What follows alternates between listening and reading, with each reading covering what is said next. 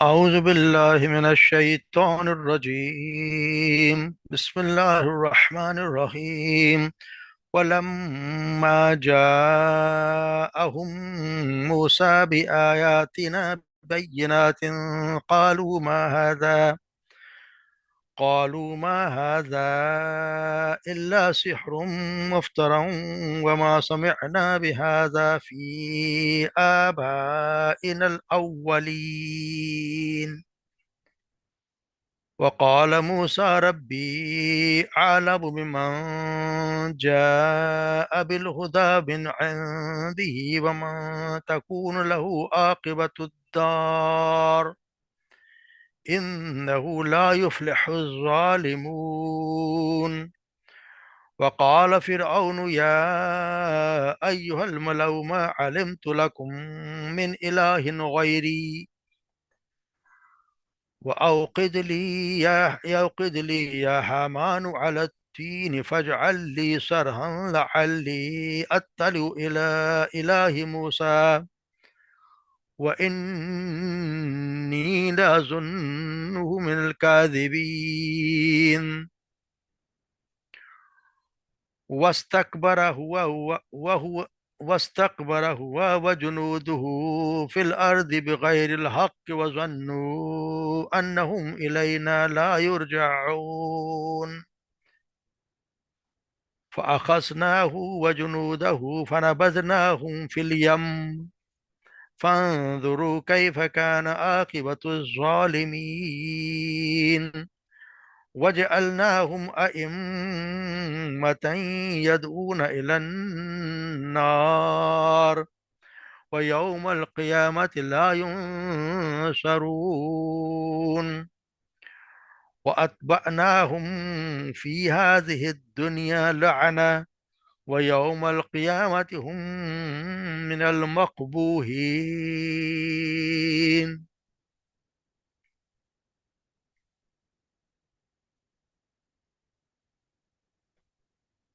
ولما جاءهم موسى، جب لائے موسیٰ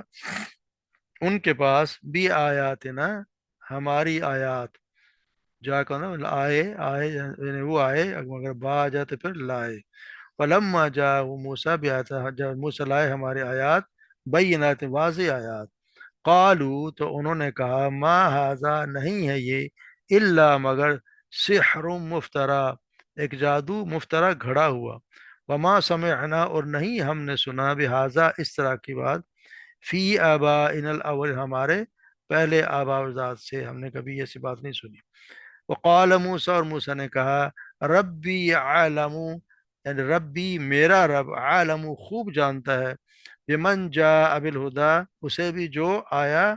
جو لایا بالہدا ہدایت لے کر آیا من عندی اس کے پاس سے ومن تکون لہو اور اسے بھی جس کا ہوگا لہو جس کے لیے عاقبت الدار انجام اس کا یعنی آخرت کا گھر اس کے لیے یا اس کا انجام جس کا اچھا ہوگا. انہو بے شک وہ لا یفلح الظالمون یقیناً یقیناً وہ ظالموں کے کبھی فلاح نہیں پاتے یعنی فلاح نہیں پائیں گے. وقال فرعون اور کہا فرعون نے یا ایہا الملأ اے میرے سردار اے میرے درباریو ما علمت نہیں میں جانتا لکم تمہارے لیے من الہ کسی اور الہ کو غیری میرے سوا. اوقد لی یا حامان اور اے حامان تو جلا یا تو آگ لگا علتینی مٹی پر فجعل لی پس اور بنا تو میرے لیے سرحن ایک محل یا عمارت لعلی تاکہ میں اطلعو تاکہ میں جھانکوں الہ الہ موسیٰ موسیٰ کے الہ کی طرف. وانی اور بے شک میں لازن یقیناً میں تو گمان کرتا ہوں میں تو یہ سمجھتا ہوں ہوں اسے من الکاذبین جھوٹوں میں سے. واستکبرا پر اس نے تکبر کیا ہوا اس نے تکبر کیا وجنود اور اس کے لشکروں نے فی الارض زمین میں بغیر الحق بغیر کسی حق کے. وظنوا اور انہوں نے یہ سمجھ لیا انہم الینا کہ بے شک وہ الینا ہماری طرف لا یرجعون نہیں لوٹائے جائیں گے. فاخذناہ پس پکڑ لیا ہم نے اسے وجنودہ اور اس کے لشکروں کو فنبذناہم فی الیم اور پھینک دیا ہم نے اسے فل یم سمندر میں، فنظر یا قدریا میں، فنظر دیکھیں کیف کان عاقبت الظالمین، کیسا ہوا انجام ظالموں کا۔ وجعلناہم، اور ہم نے بنایا انہیں، ائمتن، پیشوا یا امام، یدعونا، وہ بلاتے ہیں، الی النار، جو جہنم کی طرف بلاتے ہیں،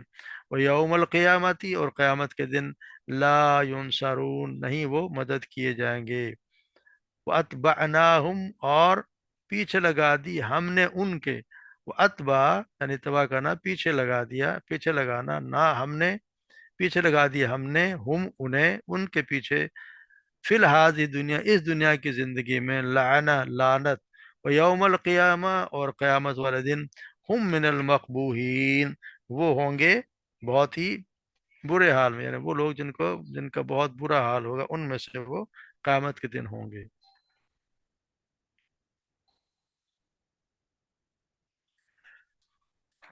تم جیسے پڑھا ہے کہ پیچھے موسیٰ علیہ السلام جو ہے اپنے گھر والوں کو لے کے نکلے، اور راستے میں کوہ طور پہ اللہ تبارک و تعالیٰ انہیں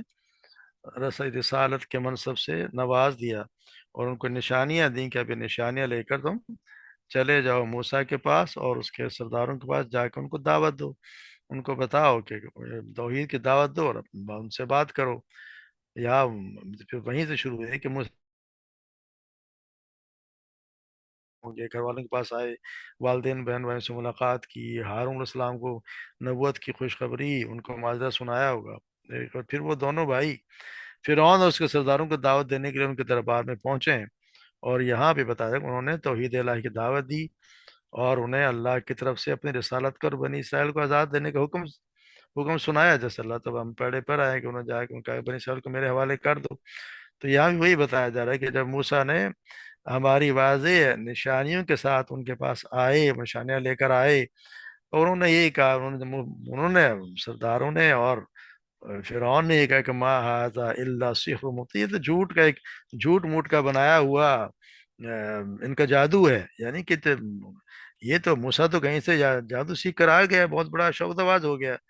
اس نے شعبدہ بازی سے ہماری آنکھوں کو مسحور کر دیا ہے، لاٹھی کو سانپ اور ہاتھ کو روشن اور چمکتا ہوا ظاہر کر رہا ہے، ہم اور ہمارے باپ دادا نے تو آج تک ایسے جادو دیکھا ہی نہیں۔ پھر ہم پڑھا ہے کہ پھر اس نے جادو کے زور کے جب اس نے کہہ دیا کہ جادو اور ایسے جادو ہم بھی لا سکتے ہیں، تو پھر اس نے پھر مشورے سے ان کو ڈھیل دی، اور جادوگروں کو بلا کے اکٹھا بھی کر لیا، اور پھر ہم پڑھا ہے کہ اس نے جادوگروں نے مات کھائی، سارے سجدے میں گر گئے، اور پھر اس کے بعد انہوں نے وہ کوئی فرعون کی سزا سے بھی نہیں ڈرے، اور صاف اعلان کر دیا کہ ہم تو اس رب پہ ایمان لے آئے جو موسیٰ ہارون کا رب ہے۔ تو یہاں بھی بتا انہوں نے یہی کہا کہ ہم نے تو، یہ تو سراسر جادو ہے جو یہ کہیں سے سیکھا ہے، اور کوئی ایسی چیز اس نے بازو پہ بھی لگائی ہوئی، ہاتھ پہ جو بغل میں دباتا ہے باہر نکالتا ہے تو یہ چمکنے لگ جاتی ہے، اسی طرح لاٹھی کو بھی اس نے کوئی ایسا چکر کیا ہوا ہے کہ یہ جب اس ڈالتا ہے تو وہ سانپ نظر آتی ہے، ہماری آنکھوں پہ سیر کر دیا اس نے، اور ہے کچھ بھی نہیں ان کے ان سے، کہ کچھ ایسی کچھ صاف چیز بنتی نہیں ہے، مگر ہمیں ایسا محسوس ہوتا ہے کہ ایسا ہے۔ پھر انہوں نے یہ کہا کہ ہم نے اپنے آبا و اجداد سے تو یہ بات سنی نہیں، یعنی کہ ہم نے تو یہ آبا و اجداد سے کبھی ایسا، نہ ہی کوئی ہم نے کوئی جادو دیکھا، نہ ہی ہم نے یہ سنا تھا کہ کوئی انسان نبوت کا دعویٰ کرتا ہے، یا اب یہ کہ یہ بھی نہیں سنا کہ دنیا کا کوئی دوسرا معبود ہے جو انسانوں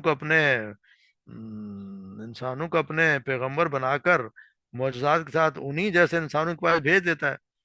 اور یہ تو کیونکہ وہ تو اپنے آپ کو سمجھتے کہ ہمیں سب کچھ ہے۔ تو یہاں کہہ رہا ہم نے تو کچھ بھی نہیں سنا ایسے، ہمارے آبا و اجداد سے تو بات ہم نے یہ سنی ہی نہیں۔ تو یہاں بھی حالت یہ ہے کہ ان کا بھی آبا و اجداد والی تقلید کا چکر چل رہا ہے، یعنی فرعون کی اس بات کی بنیاد محض آبا و اجداد کی تقلید ہے، جو ان لوگوں کی کہ دلیل ہوتی ہے جن کے پاس کوئی دلیل نہ ہو، اور یہ جو محض ہر دھرمی سے کسی غلط بات پر لڑ جائیں تو پھر ان کی کوئی دلیل نہیں ہوتی سوائے یہ کہ آبا و اجداد کی بات، ہم نے تو اپنے باپ دادا سے یہ بات نہیں سنی، اگر باپ دادا سے آپ نے بات نہیں سنی تو اللہ تعالیٰ کریں یہ ہو سکتا ہے تمہارے باپ دادا میں عقل ہی نہ ہو، اور یہ بھی وہ جھوٹ بولتا ہے باپ دادا سے نہیں سنی، یہاں پہ وہ یوسف علیہ السلام جو ہے وہ یہاں اتنا عرصہ رہ کے گئے ہیں، اور بنی اسرائیل کو، جو بنی اسرائیل کس کو مانتے ہیں وہ بھی اللہ کو مانتے ہیں، تو باتیں تو انہوں نے سنی ہیں، مگر جب ایک انسان ہر دھرمی پہ آ جائے سننے کو تیار نہ ہو تو پھر ایسا ہی ہوتا ہے، تو پھر وہ یہی کہتا ہے کہ یہ ہم نے تو اس آبا باپ دادا سے کوئی بات سنی نہیں۔ اس کا جواب موسیٰ نے قال موسیٰ ربی عالم بن جاب الہدا، موسیٰ نے اس کا جواب یہ دیا کہ میرا رب جو ہے وہ خوب جانتا ہے کہ جو ہدایت کے ساتھ کون ہدایت لے کر آیا ہے، اور جو اس کے بھی لیے بھی جس کا انجام جس کے لیے اس کا گھر کا انجام اچھا ہوگا. اور یہ بھی یقینی بات ہے کہ ظالم کامیاب نہیں ہوتے. یعنی یہ ان کو صاف بتا دیا گیا ہے کہ ایسی بات ہے. جب آپ اندازہ لگائیں کہ موسیٰ علیہ السلام ان کو جھٹلا دیا گیا, ایک پیغمبر ہے ان کو صاف جھٹلا دیا ہے کہ تو جادوگر ہے, جھوٹ بولتا ہے, میں سمجھتا ہوں جھوٹا ہی ہے. اس کے باوجود انہوں نے کوئی بھی سخت لہجہ استعمال, کوئی لفظ سخت, ایک بھی لفظ بھی استعمال نہیں کیا. انہوں نے آرام سے نرم لہجے میں بات کرتے فرمایا کہ میرا رب خوب جانتا ہے کہ اس کے پاس ہدایت دے کر کون آیا ہے, اس کے گھر کا انجام اچھا ہے. ہاں, اس حقیقت سے کوئی انکار نہیں کر سکتا کہ ظالم لوگ کبھی فلاح نہیں پاتے. اس لیے کہ ہم پڑھ رہے ہیں کہ موسیٰ علیہ السلام کو ان کو اللہ تبارک و تعالیٰ نے جب ان کے پاس بھیجا تھا تو یہ ہدایت کر دی تھی کہ تم ان کے پاس جاؤ تو ذرا دونوں بھائی نرمی سے بات کرنا, ان کے ساتھ نرمی سے. فرعون جیسے شخص کے پاس بھی جاؤ تو فقول له قولا لینا لعله يتذکر ویخشی, سورہ طہ میں آئے گا. بس اس سے بات کرو تو نرم بات کرو, اس امید پر کہ وہ نصیحت حاصل کر لے یا ڈر جائے. یعنی فرعون شخص کے جیسے شخص کو بھی آپ نے یہ نہیں کہا کہ تم تو ویسی بات نہیں کرتے, تم جہنم ہو, کافر ہو, فلانا ہو, یہ کچھ بھی نہیں. انہوں نے یہ کہا کہ ٹھیک ہے, اگر تم نہیں مانتے تو میں, میرا رب خوب جانتا ہے کہ ہدایت پر کون ہے, اور پھر انجام کس کا اچھا ہوگا یہ تو اللہ ہی جانتا ہے, پتہ چل جائے گا. مگر یہ ایک بات ہے کہ ظالموں کو کبھی بھی فلاح نہیں پاتے, اللہ تبارک و تعالیٰ کسی ظالم کو کامیاب نہیں کرتے. تو پھر انہوں نے یہ پھر اس نے دوسرا اپنے کہا, اس نے یہ کہا کہ قال فرعون, فرعون نے اپنے درباری سے کہا کہ ما علمت لکم من الہ غیری, میں تو کسی الہ کو تمہارے اپنے سوا تمہارا کوئی الہ جانتا ہی نہیں. یعنی سے دربار والوں کو بھی یہ سمجھے کہ چکر ہی دیا, ان کو بھی اپنے انجام میں گھیر رہا ہے کہ میں جو میں تو نہیں جانتا کہ اس کے سوا کوئی میرے علاوہ بھی کوئی تمہارا کوئی معبود ہے. تو یا معبود سے یہ مراد نہیں ہے کہ اس کا یہ مقصد ہے کہ میں کوئی الہ ہوں یا میں کوئی زمین و آسمان کا پیدا کرنے والا ہوں, میں تمہارا پیدا کرنے والا ہوں, ایسی بات نہیں ہے. فرعون بھی جو ہے بہت سے خداؤں کو جنہوں نے بت بنایا ان کو مانا کرتا تھا, اور مصر, اہل مصر کے مذہب میں تو بہت سے معبودوں کی پوجا ہوا کرتی تھی. خود فرعون کو بھی اسی وجہ سے معبودیت کا مرتبہ دیا گیا, تو وہ بھی صرف ایک یہ تھی کہ اسے سورج دیوتا کا اوتار مانا جاتا تھا. قرآن خود کہتا نا کہ جیسے فرعون کی قوم کے سرداروں نے کہا کہ کیا تو موسیٰ اور اس کے قوم کو چھوٹ دے دے گا تاکہ ملک کے فساد برپا کریں, تیرے اور تیرے معبودوں کو چھوڑ دیں. سورہ الاعراف میں پڑھا ہے 127 آیت. تو اس کا مطلب یہ ہے کہ اس کی یہ اس کا مطلب یہ نہیں تھا کہ میں خالق یا معبود ہوں, بلکہ معنی یہ ہے کہ متا یعنی جس کی اتباع کی جائے وہ میں ہوں, اور میرے سوا کوئی اس کا حاکم مطلق کوئی نہیں ہے. یہاں حکم میرا ہی چلے گا, جو میں کہوں گا میرے علاوہ کسی کی بات نہیں مانی جائے گی. میں جو کہہ دوں میرے مصر میں میرا ہی حکم چلے گا, میرا ہی قانون یہاں مانا جائے گا, میری ذات ہی ہے جو کسی کو جو حکم دے گی, جسے منع کرے گی اس کو ماننا پڑے گا. یعنی مقصد یہ ہے کہ طاقت کا سرچشمہ میں ہی ہوں, میرے سوا کوئی نہیں ہے. یہاں کوئی بھی میرے سوا کوئی بھی حکم چلانے کا مجاز نہیں ہے. تو یہ ہمارے یہاں کا جو بھی کوئی ہے, اس کا مطلب یہ ہے کہ اگر غور کریں تو یہاں پہ فرعون کی بھی پوزیشن اس وقت وہی تھی جو کچھ ریاستوں کی آج کل کی وجہ سے کوئی مختلف نہیں تھی. وہ بھی اگر مارے نہ مانگے, اگر مگر کوئی یہ سمجھتا ہے کہ اللہ کی طرف سے ایک رسول آنے کے بعد, اس کی شریعت آنے کے بعد کوئی اور بھی ہے جس کو یہ آزاد اور خود مختار ہے کہ وہ قانون اپنا بنائے, سیاسی اور قانونی طور پر کوئی اپنی حاکمیت قائم کرے, وہ خواہ سرچشمہ کسی کو بھی بنائے, کسی بادشاہ کو بنا لے یا کسی قوم کی مرضی کو بنا لے, مگر جب تک اس کا موقف یہ ہے کہ ملک میں اللہ اور اس کے رسول کا نہیں بلکہ حاکمیت جو ہے وہ ہمارا حکم ہمارا چلے گا, اور اس سے پھر جو مرضی ہے پھر ان کے موقع میں اس موقع میں کوئی اصولی فرق تو ہے نہیں. تو آخر سے کیا فرق پڑتا ہے کہ اگر فرعون نے اپنے لیے الہ کا لفظ استعمال کیا اور یہ اسی معنی میں حاکمیت اعلیٰ, حاکمیت کس کی ہے؟ ہمارے یہاں بھی یہی کہا جاتا ہے کہ حاکمیت سرچشمہ ہے,